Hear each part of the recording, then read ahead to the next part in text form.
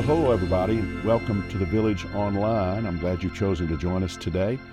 And I love these days maybe the best because I'm sitting in my backyard and I'm sitting with my friend Stan Mitchell. And I want you to just kind of listen to us catching up, but also he always gives us a sense of what's happening around the country as it relates to church. So you've chosen a good day to be with us. Stan, welcome. Thanks. Thanks, for sitting Ray. Here. So tell me, I have people sometimes say, now that Stan's not in a ministry anymore, what does Stan do? And it's like, are you kidding me? He does more ministry than almost anybody I know. Can you kind of tell us your life a little bit and kind of what you're seeing? So, been in ministry 40 years, pastoral ministry, 30 of those. In 2019, as you know, I moved from the lead pastor at Grace Point to pastor emeritus, which is a lovely role. Still deeply involved at Grace Point, my home church in Nashville. Since that time, people ask me frequently about the life that I live now, if I ever think about returning to the pastorate, which is so, I understand the question. I try for it not to be off-putting, because I know people don't intend it that way. But the reality is, I'll just say this, I'm pastoring more than I've ever pastored in my life. So it's not connected to you just because you don't have the one Sunday building that you're going to. You're still encountering people and talking to people and kind of sharing the good news everywhere you go. You know, I do two things. I work with churches on the weekend. There's probably, it's not hundreds of churches because I couldn't. I have a small network germane to my life, my friendships, probably of 30 to 50 churches that I just rotate amongst, some more frequently than others. But I really try to serve as a pastor to the pastors. These are all churches that have done inclusion. They're kind of in this post-evangelical camp or in a mainline camp. All of these have one common denominator, and that is in their effort to widen the scope of the gospel, specifically as it relates to LGBTQ people. They've had lots of blessings, but they've also been battered, not the least of which are the pastors themselves. So I spend a lot of time on weekends going to those churches, specifically the church that I was in last week in North Carolina. As I sat with that pastor Friday night and Saturday morning, I told her, this is why I came. It's not like I'm so enthused about hearing myself talk on a Sunday morning. I came for that time with her because it was a really important time. Pastoring this type of progressive church can be very isolating and very difficult. One of the things that I know I've talked to you about it, so my boys and I listened to you at Grace Point. We were huge Stan fans. We said, man, this is the best preaching we had heard. But we just thought our church was just a different kind of church. We didn't know anybody that was going through similar things like us. And when you and I finally met and you were able to share with me, Ray, there's a handful of churches kind of all over the United States that are going through similar. They've moved in a more progressive way. They've become inclusive of our LGBT community. And you suddenly opened us up to an idea that we had no idea, and that you were actually in these places all over the country every week. So it's been great. It's been great for us just to be able to learn, like being able to spend time with Trey, being able to meet friends that we have heard about that are all over the country that are in similar churches that you kind of have I think you're doing incredible ministry. Well, it's a psychosocial reality that goes all the way back to Elijah and before. Lord, I'm the only one. Yeah, that's what I thought. I thought nobody else is going down this road but us, and we just want to keep our heads down and just move ahead and do what we feel like God's calling us to do. And you said, strangely, there's a lot of churches, Ray, that are exactly where you guys are, and it's been wonderful. And then to see what you are able to do without that building each week, what you're able to do. And then you give us little glimpses in the stories that you share, and Yeah, I mean, the reality is what I do on the weekend with pastors and the leaders in the churches. I mean, that's 45 to 48 out of 52 weekends a year, but that's really 15 to 20% of what I do. 80% of what I do, at least, is working with families from evangelical, Catholic, Orthodox, Mormon, conservative Christian backgrounds who have a family member that it has come out or is in the process of coming out. And these are people we know who are just wrestling hard and feel destroyed in a lot of ways, and a lot of anxiety, and there's just a lot of struggle at this intersection of gender, sexuality, and faith. And so I literally, in small towns in Delaware and Nevada and Idaho and Iowa and Arkansas, I just offer to be a pastor to those people. And it happens by way of social media. I make these posts, whether it's about my mom and her dementia journey, which in a way, I didn't intend this, but it's really softened me for a lot of people. You know, people who my ideas about scripture and theology might be a little scary for them, and it would be easy for them to caricature me as yellow eyes and sulfurous breath and talons and a tail. When they see me with Mom, it at least softens me, and they say, well, this seems like a decent human being. But these are families from our background who are scared to death because their child, or maybe they themselves, are in the process of that wrestling match. And they don't have, this is the point, they don't have a village or a Grace Point within a couple hundred miles. And a lot of them, because they've been in their tradition, whether it's Assembly of God or Mormon or Church of Christ or Southern Baptist, they're not going to make the jump to a mainline Episcopal church. It's just too big of a jump for them, culturally, stylistically. They see these posts that I make, and they reach out to me. And every day, it's 1, 2, 3, sometimes 10, depending on the post, private messages that come. And Ray, honest to God, these people, having never met me, are so desperate for help. They pour out 3 and 4 paragraphs and 3 and 4 pages of their life story. And when they do this, I always feel like I should take my shoes off, because it's like, who am I? Mm-hmm. But I try to respond to them within 24 hours, and I always respond, thank you. You've honored me. I mean, sometimes it's a pastor who's in a mixed orientation marriage with 3 adult children and pastoring a church and is dying inside. And they've never met me, and they pour their heart out through, you know, the digits of their phone or computer where they're typing. And I send back a letter and I say, this is too much to talk about by way of text. I want to honor this by talking face to face. This is my phone number. Call me. 19 out of 20 almost immediately respond, most of the time incredulous that I would give them my phone number, but that's silly. I'm really fortunate to do it. They call, I set up Zoom calls, and I drive to wherever they are and spend time with them. All that to say, I offer to be a pastor to them. And that's why on my Facebook page I said I'm a pastor to a diaspora, the fancy word for, you know, a dispersion of Christians who have really lost their connection to their home church and are losing their connection to their faith and scared to death. I just offer to be a pastor to them. And I was out of town with you a few months ago, and I think you went out on the porch and you were taking a phone call, and I didn't know exactly what was going on, but you came back in, you told me just a little bit, and it was like two gay kids, I think siblings, had taken their life, and I think the mom maybe had reached out to you, whatever. I think you wrote about it. Yeah, it's hard for me to talk about this because I'm sure. I can't. It sounds, I don't know. It sounds like I'm talking about a fairy tale. Yeah. You know, this nebulous world of social media, these nebulous messages. It's not true. These are human beings, just like us, that, you know, wake up and teach 3rd grade and go to their dental practice and do people's taxes and have their beat patrol. These are just normal Christian people whose faith is unraveling, their world's unraveling because they have, you know, this issue with gender and sexuality, either in themselves or in their family. I mean, that particular one, again, it sounds like a fantasy. It's not a fantasy. A woman in a small town in rural Arkansas reached out to me and said, I've been following you. My husband is a Church of Christ minister. We're currently estranged. Our 15 and 17-year-old came out a few months ago.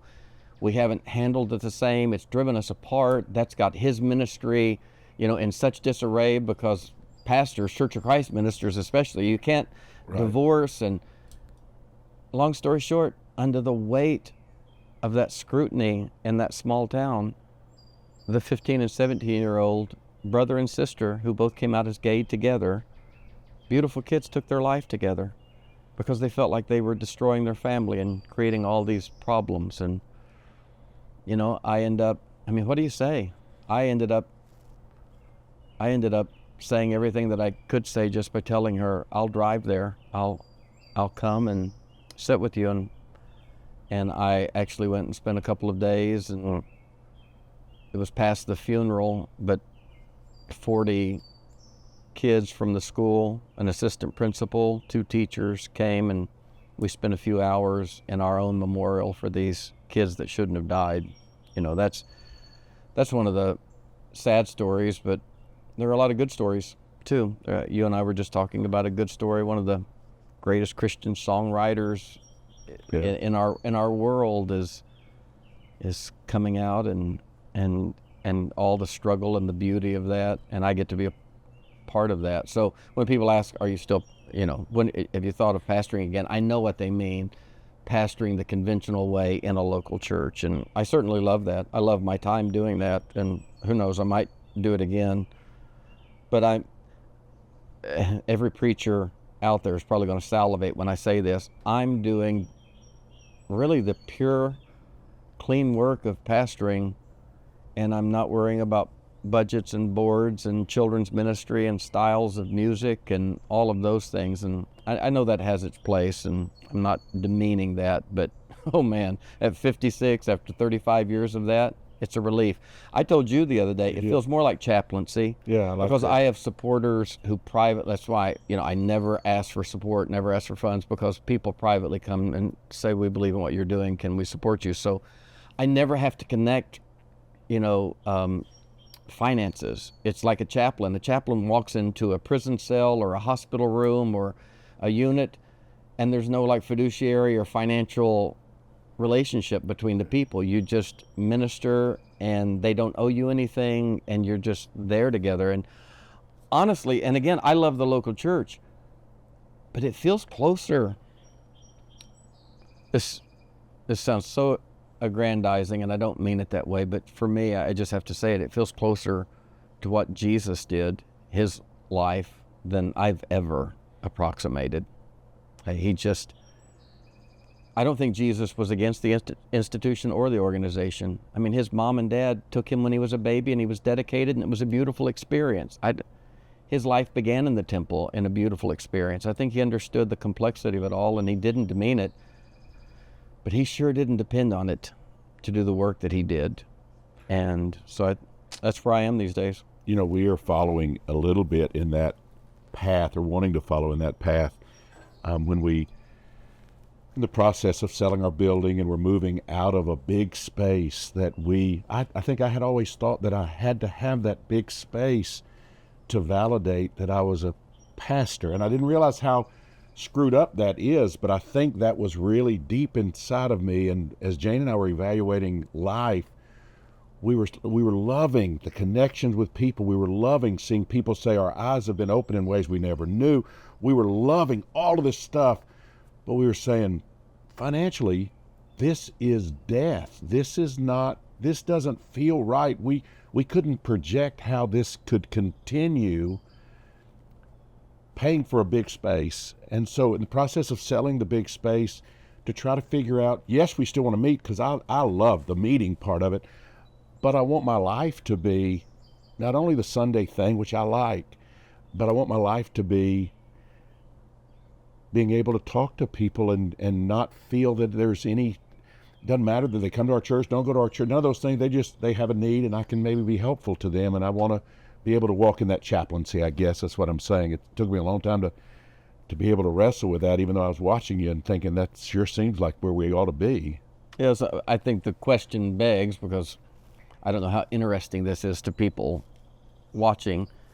I don't think we're just having a vocational conversation between two autumn vocational ministers. I don't think this is just about our vocation. I think there are heavy implications here for what we call the kingdom of God, the beloved community, the church. I really do. Flesh that out, because I think you're right.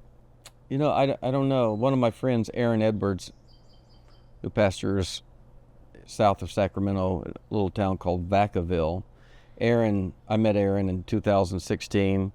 black, queer woman, former Assembly of God youth pastor that came out and lost everything, went back, started a church in her garage out of the brokenness and the ashes, and beautiful church.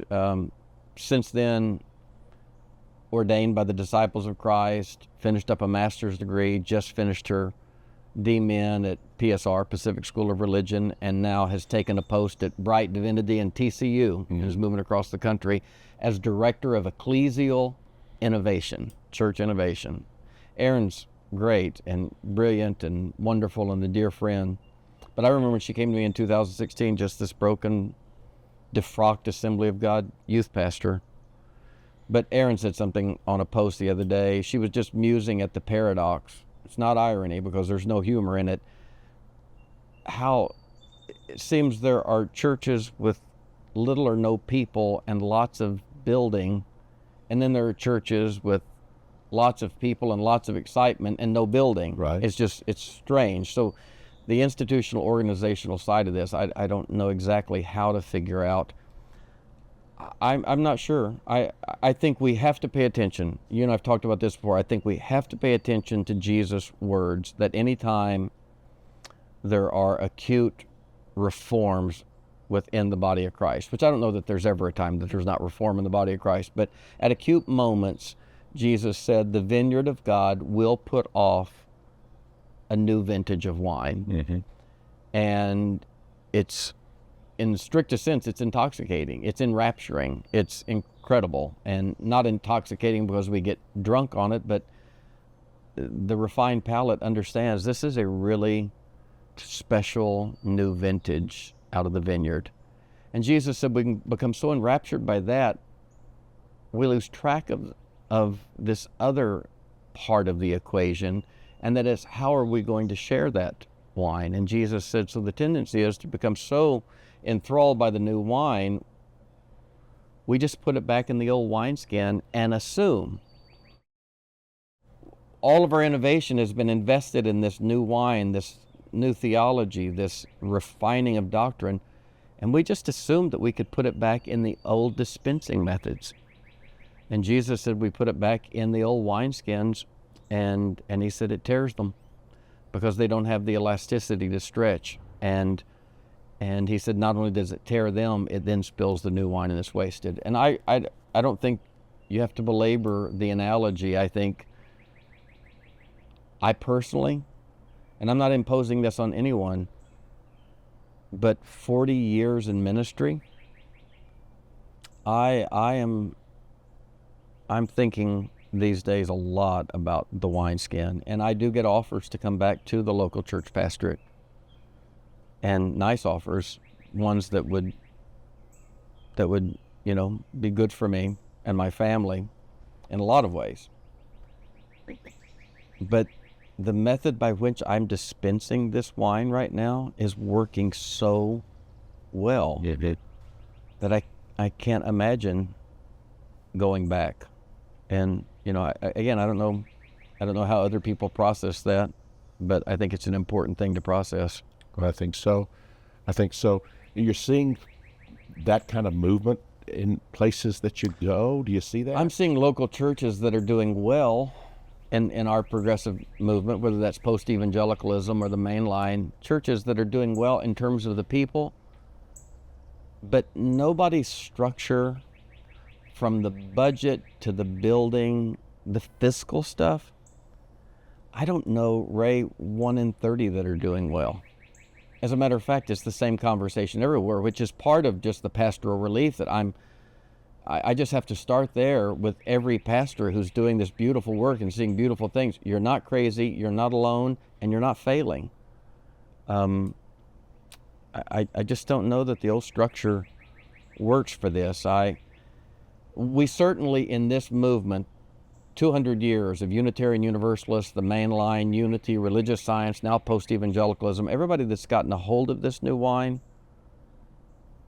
and have put it back in the old wineskin, none of them are experiencing great success there. And of course, those that we have moved on from, our conservative counterparts are saying, that this is a failure that proves that Proof- you're off proof of track. the And pudding, not good. I get that. That's an easy shot to take, but it doesn't digest. It's just not. It's not true, and so I can dismiss that, deflect that pretty simply.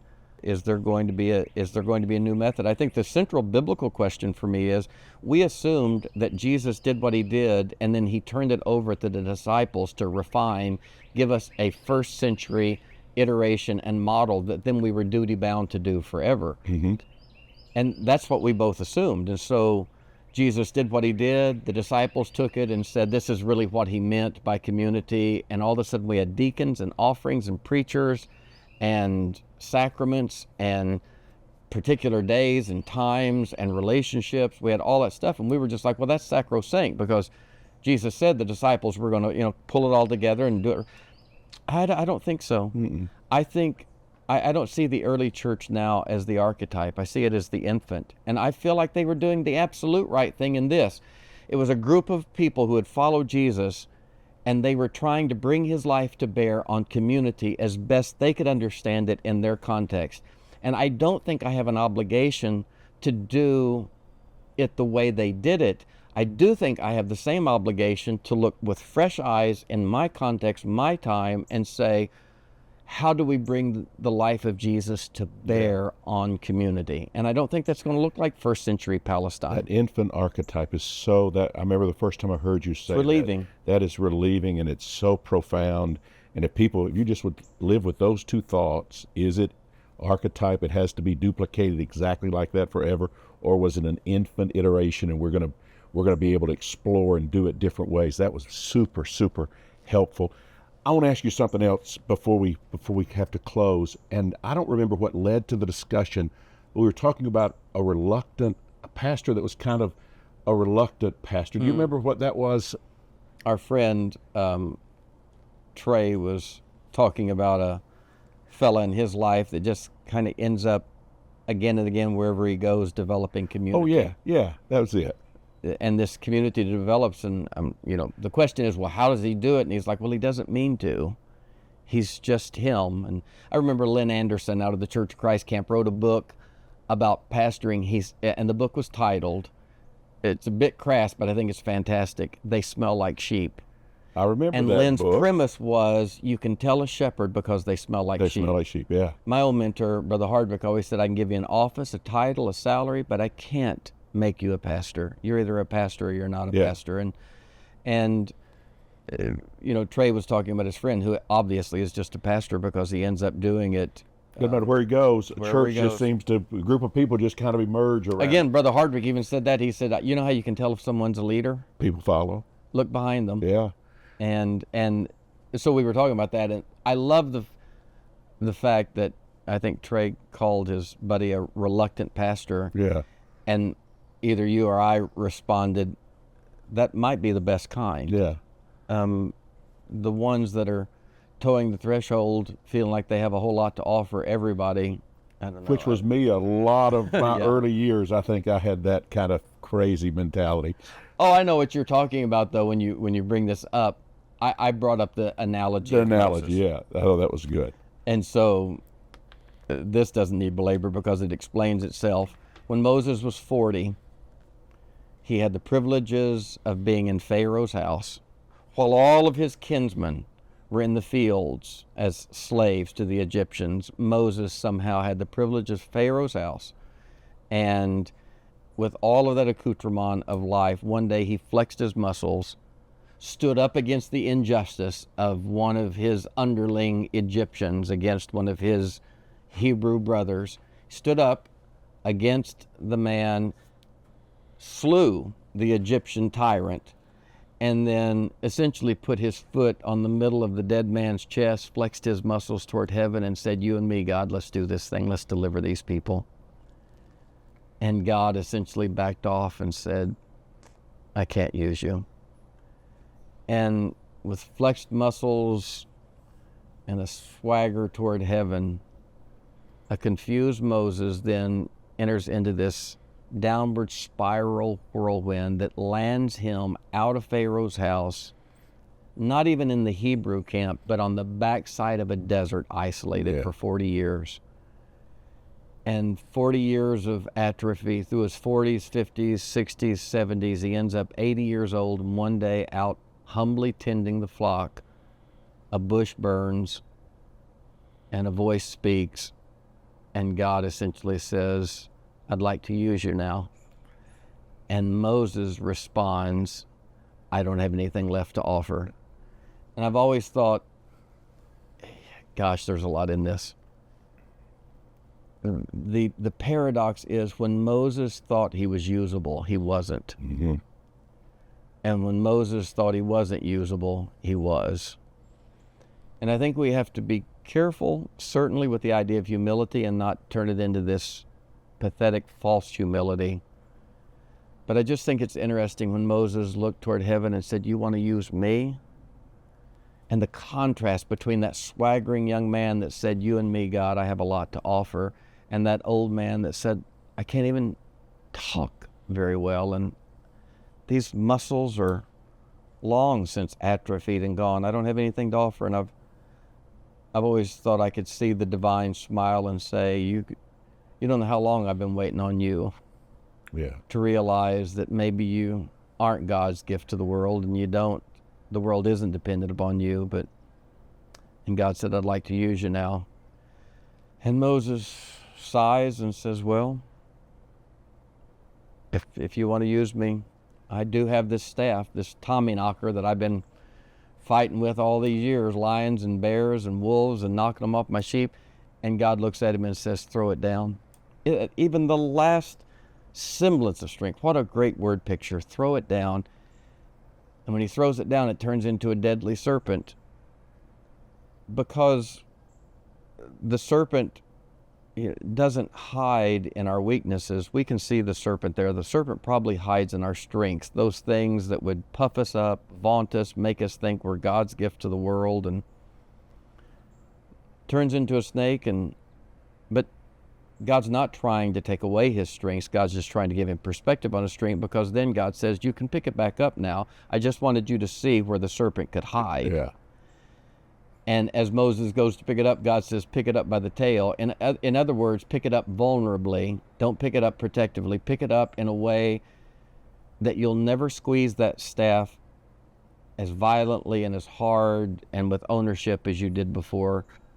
When you know there's a snake in that thing, you hold it gently, and that's the staff that he stretched out toward the Red Sea, and the waters opened. I have never heard that explained that way. That's good. So I don't think God's trying to take our strength. I don't think the life that I now live, in ways it's the backside of a desert, and in ways there's a humiliation, in ways there's a lot about it that's the backside of a desert, but I like me better at 56 than I did at 26. And I like what I'm doing, and I don't feel at all like this thing's dependent on me, and I don't feel at all like it has to have me. And I know I still have strengths left. They're probably stronger than they ever were, but I don't grip them nearly as tightly, and I know at any moment they could turn into a snake on me if I didn't wield them lovingly and properly. And even that staff, he got full of himself one day and hit a rock with it. Yeah. And God was like, man, don't go back to that. Yeah. Don't scream that loud again and think you're all that again.